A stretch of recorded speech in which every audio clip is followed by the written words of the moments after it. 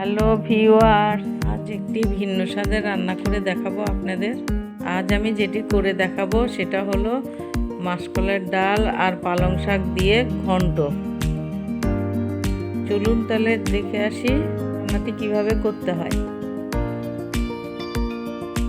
প্রথমে নিয়ে নিলাম মাসকলাইয়ের ডাল, এর মধ্যে দিয়ে দিব পেঁয়াজ, রসুন, কাঁচামরিচ,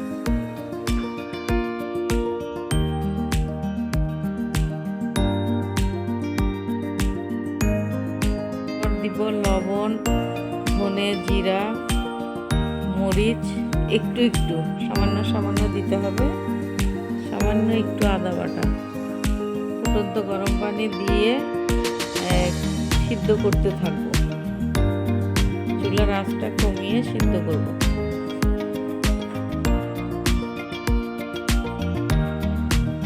আমি এবার এটাকে ঢেকে সিদ্ধ করে নিব। দেখতেই পাচ্ছেন অলরেডি সিদ্ধ করা হয়ে গেছে। আর আমি কুচি করা পালং শাক দিয়ে দিব এই ডালের মধ্যে।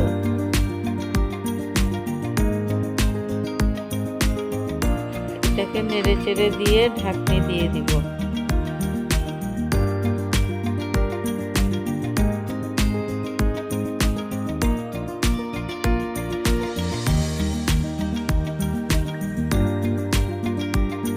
আমি তেল বসিয়ে তেলের মধ্যে কাঁচা জিরা, তেজপাতা, রসুন, পেঁয়াজ ছেড়ে দিলাম।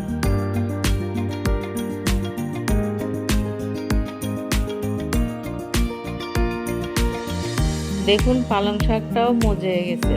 আমি এখন ফোড়ন দিব।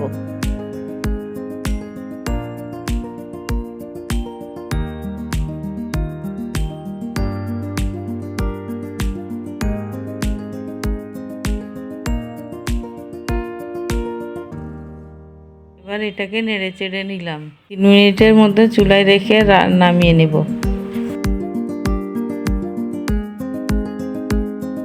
তৈরি হয়ে গেল মুগ ডাল পালং শাকের ঘন্ট।